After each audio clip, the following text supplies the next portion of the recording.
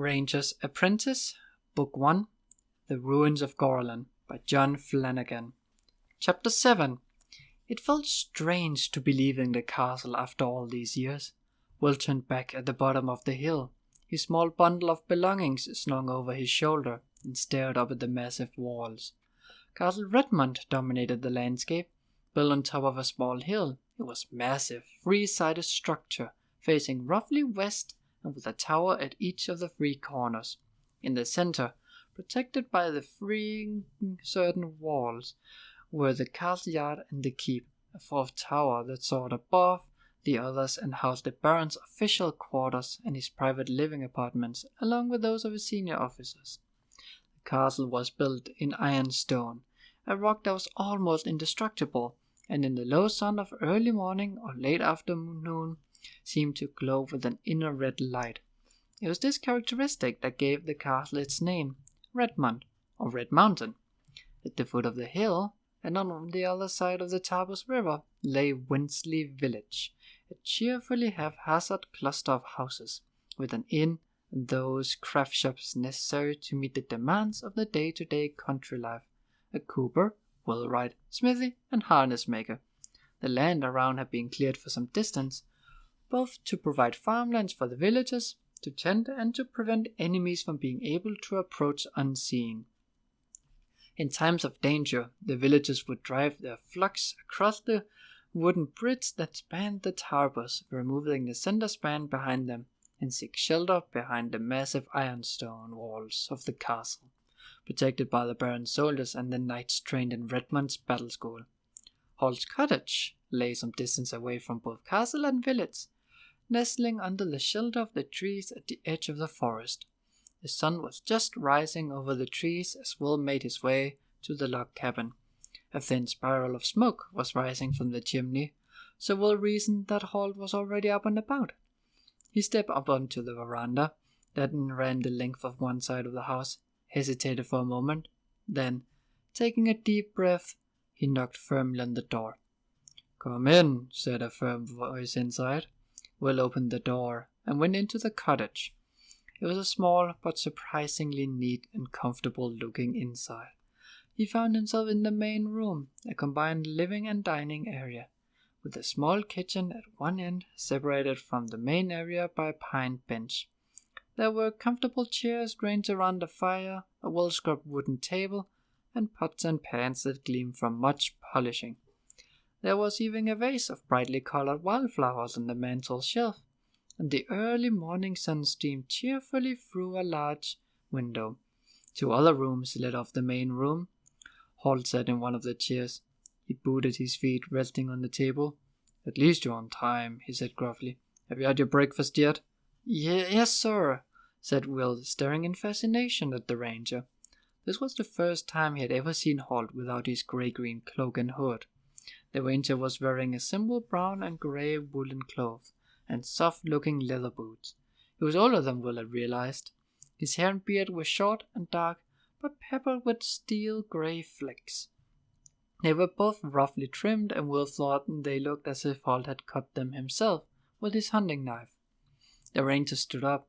He was surprisingly small in build. That was something else that Will had never realized. The grey cloak had concealed a lot about Holt. He was slim and not at all tall. In fact, he was considerably shorter than average height, but there was a sense of power and whipcord strength about him, so that lack of his height and bulk didn't make any less daunting a figure. "Finished stirring?" asked the ranger suddenly. Will jumped nervously. Yes, sir. Sorry, sir," he said. Holt grunted. He pointed to one of the small rooms Will had noticed as he entered. "That'll be your room. You can put your things in there." He moved away to the wood stove in the kitchen area, and Will hesitantly entered the room he had indicated. It was small, but like the rest of the cottage, it was also clean and comfortable looking. A small bed lay alongside one wall. There was a wardrobe for clothes, and a rough table with a washing basin and jug on it. There was also, Will noticed, another vase of freshly picked wildflowers, adding a bright spot of color to the room. He put his small bundle of clothes and belongings on the bed and went back into the main room. Holt was still busy by the stove, his back to Will.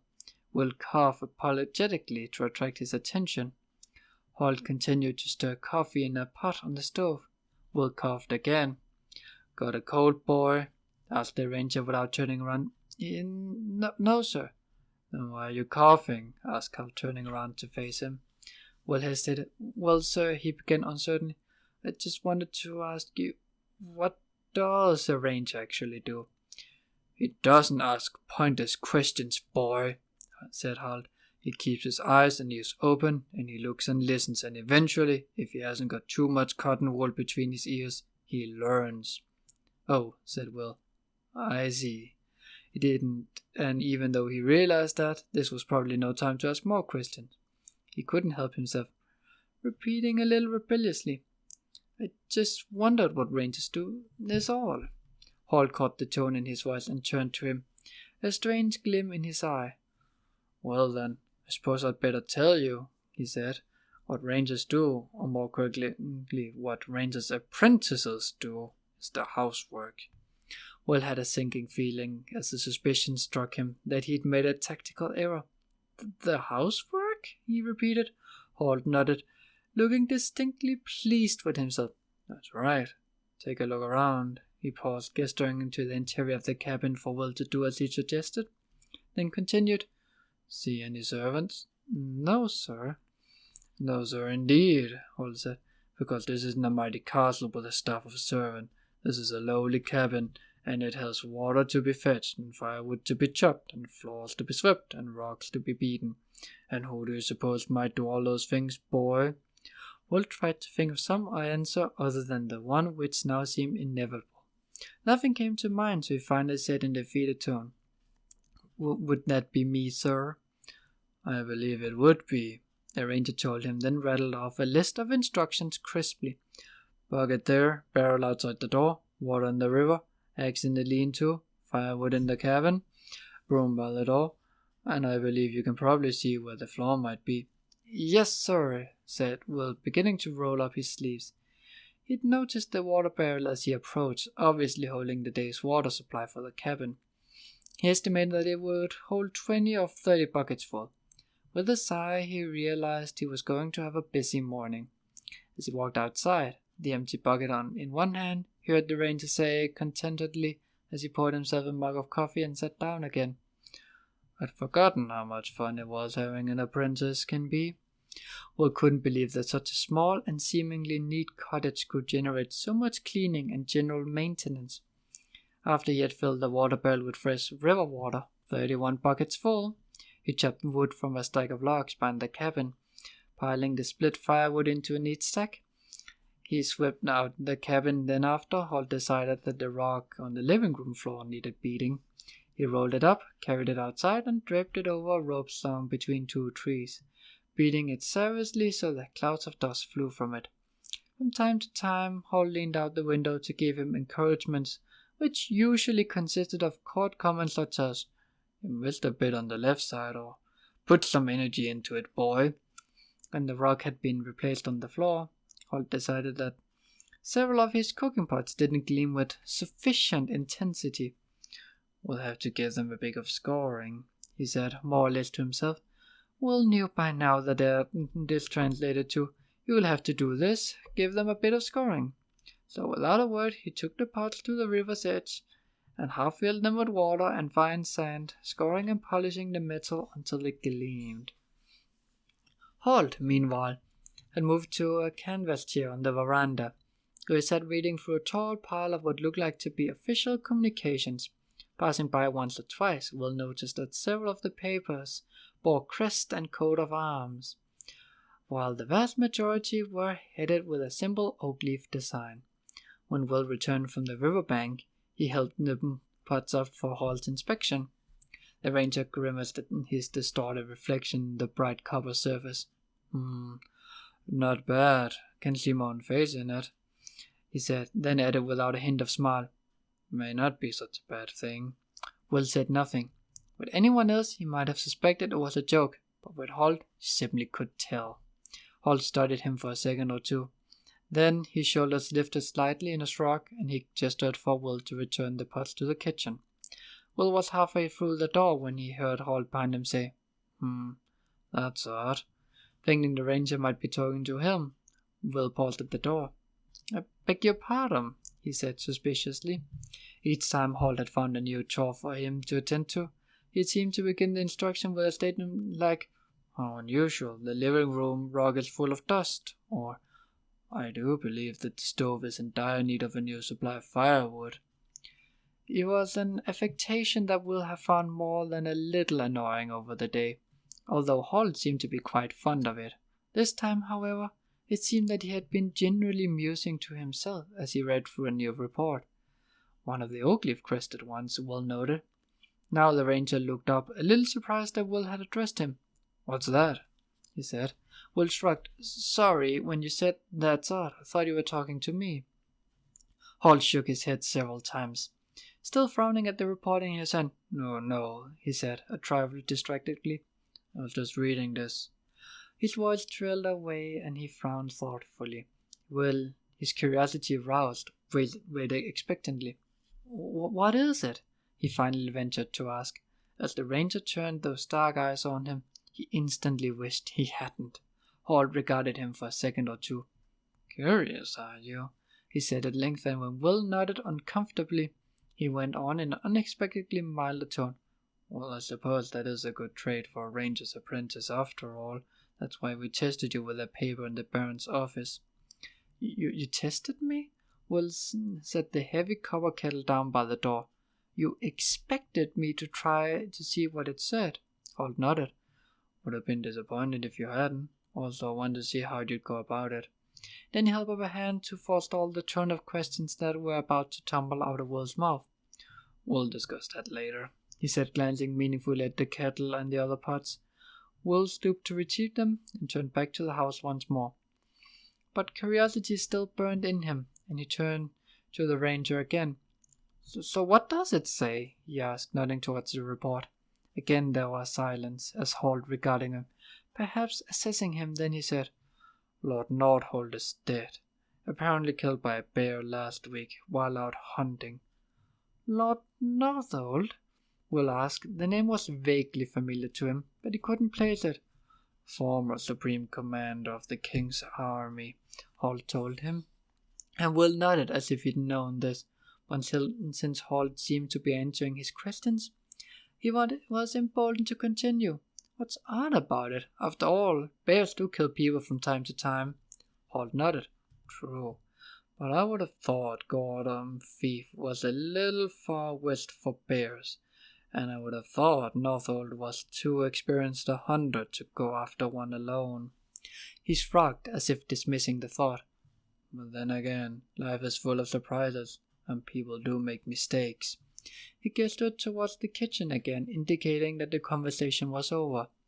"When you put those away, you might like to clean out the fireplace," he said. Will moved to do as he was told. But a few minutes later, as he walked past one of the windows to the large fireplace that took up most of the wall in the living room, he glanced out to see the ranger tapping the report thoughtfully on his chin, his thoughts obviously a long way away. Chapter 8. Sometime late in the afternoon, Holt finally ran out of jobs for Will. He looked around the cabin, noting the gleaming kitchen implements, the spotless fireplace, the thoroughly swept floor, and totally dust-free rug. A stack of firewood lay beside the fireplace, and another stack cut and split into shorter lengths filled the whisker basket beside the kitchen stove. Not bad," he said. "Not bad at all." Will felt a surge of pleasure at the sparring praise, but before he could feel too pleased with himself, Holt added, "Can you cook, boy?" "Cook, sir?" Will asked uncertainly. Holt raised his eyebrows to some unseen, superior being. "Why do young people always invariably answer a question with another question?" he asked. Then, receiving no reply, he continued, "Yes, cook. Prepare food so that one might eat it. Make meals. I assume you do know what food is, what meals are." "Yes," Will answered, careful to take any question inflection out of the word. "Well, as I told you this morning, there is no grand castle. If we want to eat food here, we have to cook food here," Holt told him. There was that word "we" again, Will thought. Every time so far that Holt had said "we must," it seemed to translate to mean "you must." I can't cook, Will admitted, and Hall clapped his hands and rubbed them together. Of course you can't. Most boys can't. So I'll have to show you how. Come on. He led the way into the kitchen and introduced Will to the mysteries of cooking, peeling and chopping onions, choosing a piece of beef from the meat safe, trimming it, and cutting it into neat cubes, then chopping vegetables, searing the beef in the sizzling pan, and finally adding a generous dash of red wine and some of what Hall called his secret ingredients. The result was a savory smelling stew simmering on top of the stove.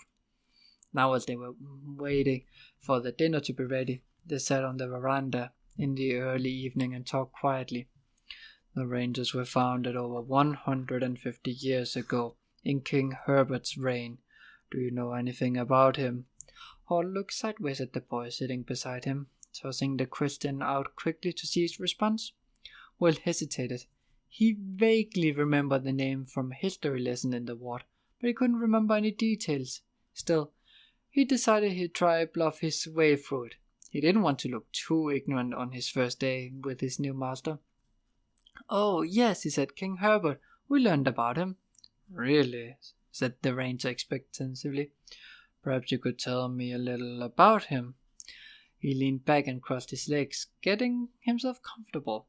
Will cast about desperately in his memory, trying to remember even a shred of detail about King Herbert.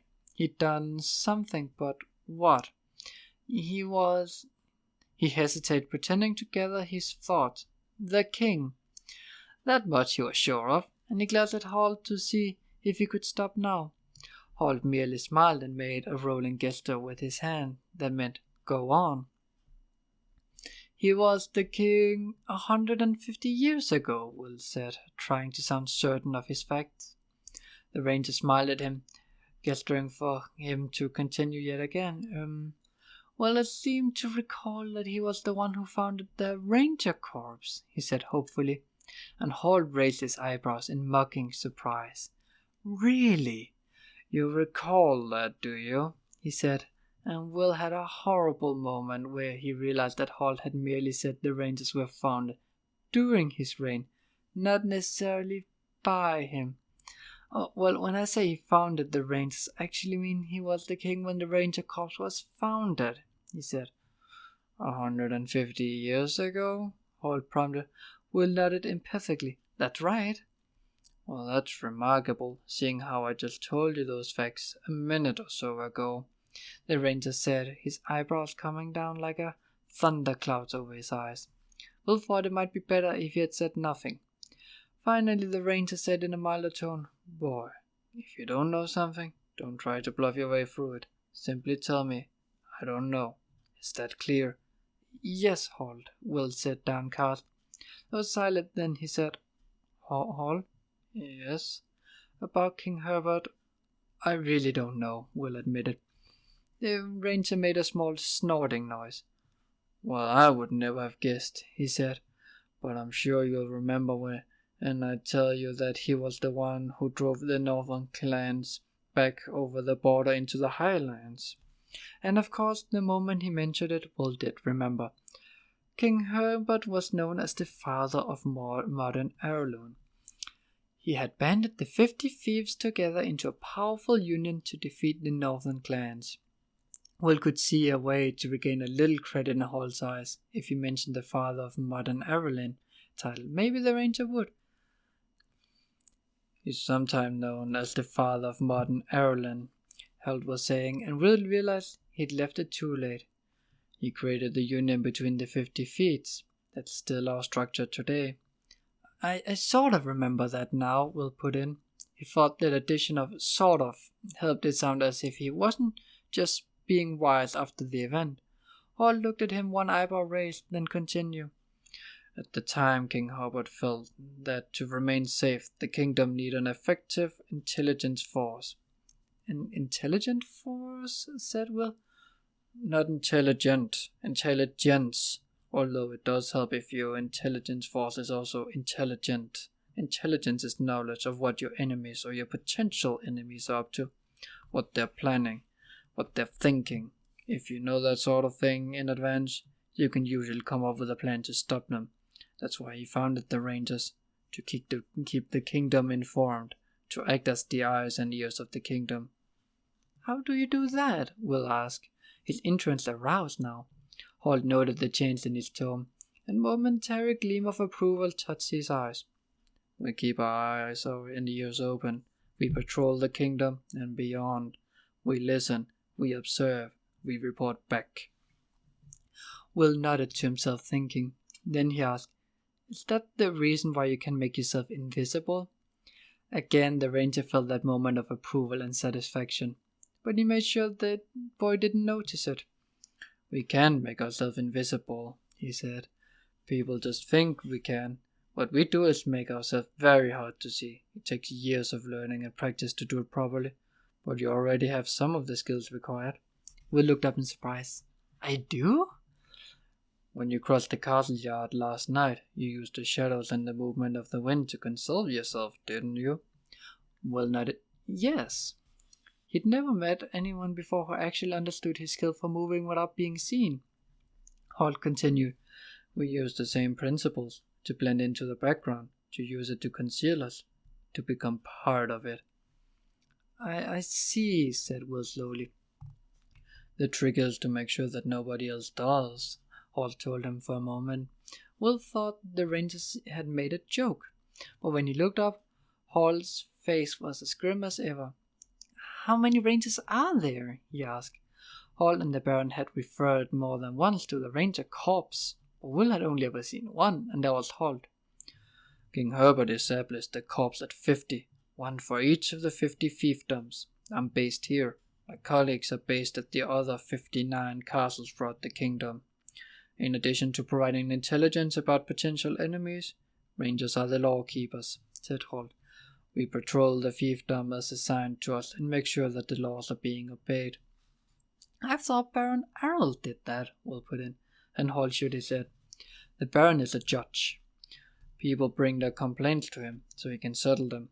Rangers enforce the law. We take the law out to the people. If a crime has been committed, we look for evidence.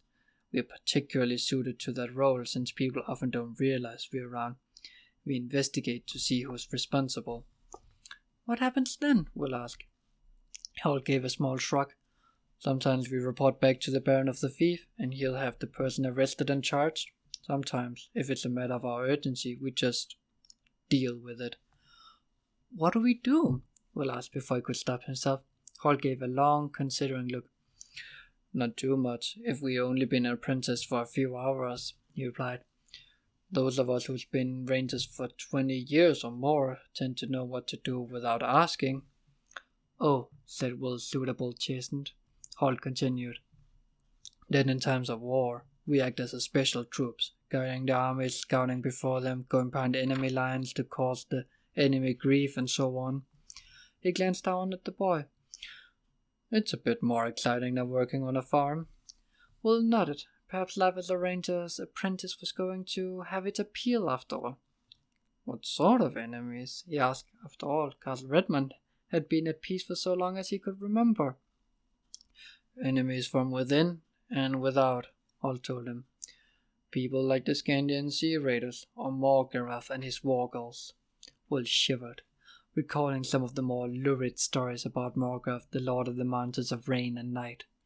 Holt nodded somberly as he saw Will's reaction. "Yes, Morgoth and his Wargulls are definitely people to be worried about. That's why the Rangers keep an eye on them.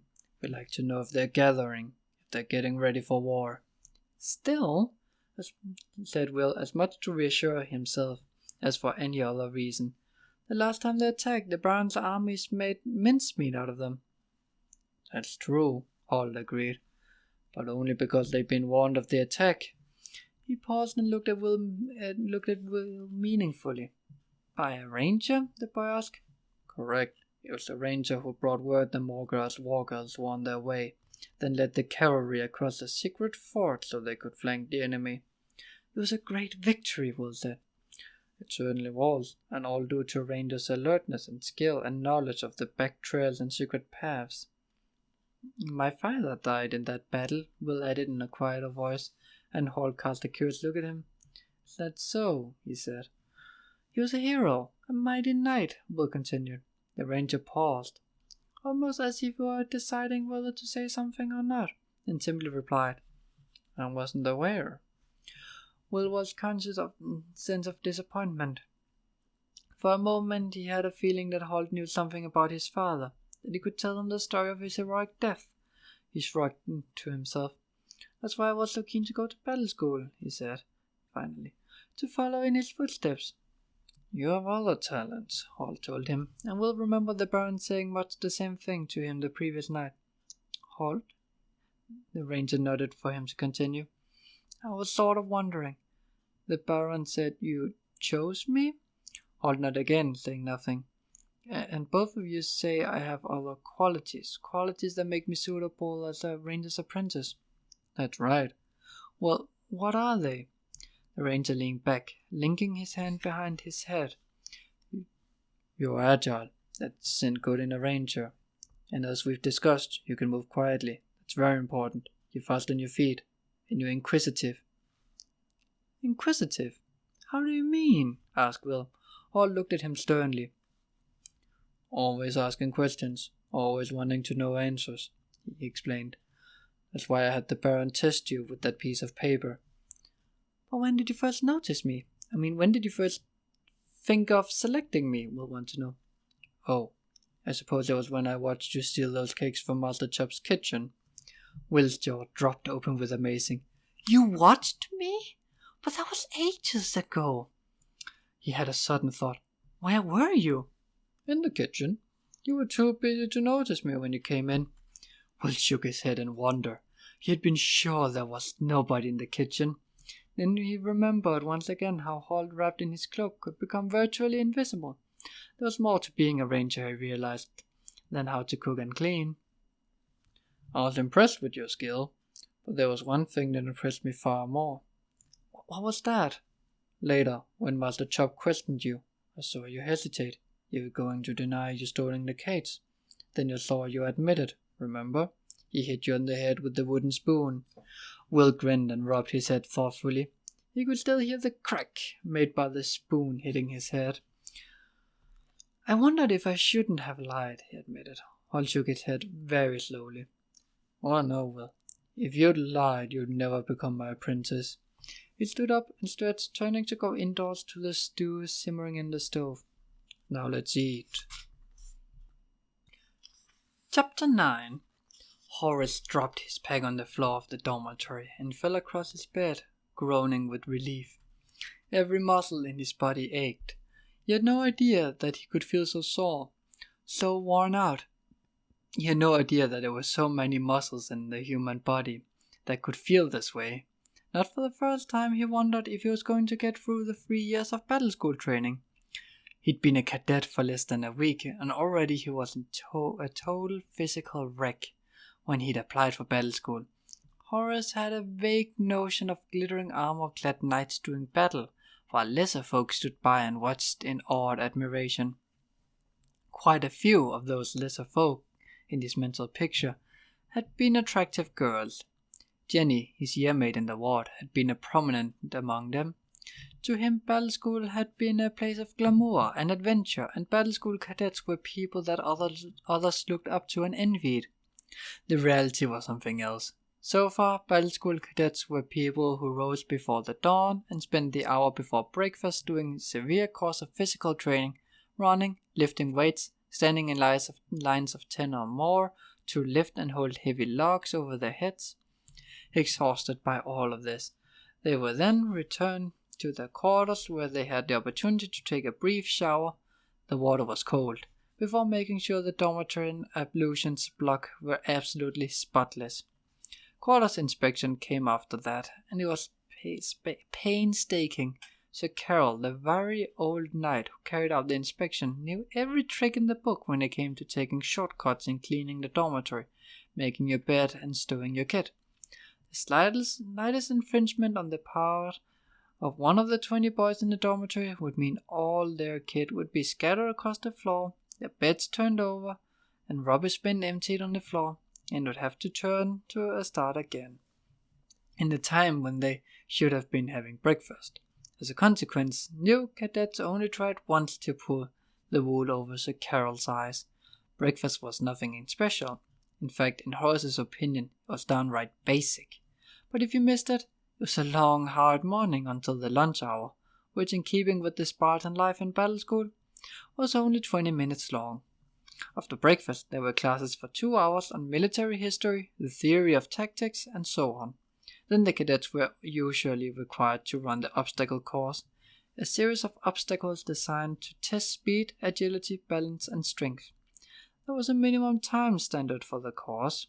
It had to be completed in under 5 minutes, and any cadet who failed to do so was immediately sent back to the start to try again. It was rare that anyone completed the course without failing at least once, and the course was littered with mud pools, water hazards, and pits filled with aimless but unpleasant matter whose origin Horace didn't want to even think about. Lunch was followed the obstacle course, but if you'd fallen during the run, you had to clean up before entering the mess hall, another of those famous cold showers, and that usually took half of the time set aside for the meal break. As a consequence, Horace's overwhelming impression of the first week of battle school was a combination of aching muscles and gnawing hunger. There were more classes after lunch, then physical jerks in the castle yard under the eye of one of the senior year cadets. Then the class would form up and perform close order drill until the end of the school day, when they would have 2 hours to themselves to clean and repair gear and prepare lessons for the following day's classes. Unless of course someone had transgressed during the course of the day, or in some way caused displeasure to one of the instructors or observers, in which case they would all be invited to load their packs with rocks and set out on a 12-kilometer run along the course mapped out through the surrounding countryside. Invariably, the course was nowhere near any of the level roads or tracks in the area.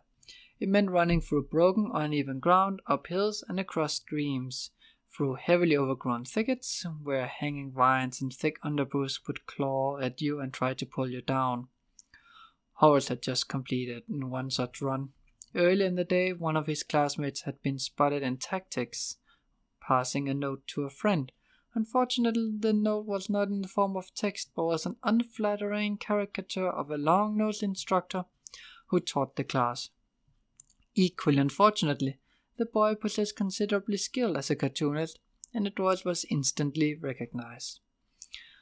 As a result, Horace and his class had been invited to fill those packs and start running.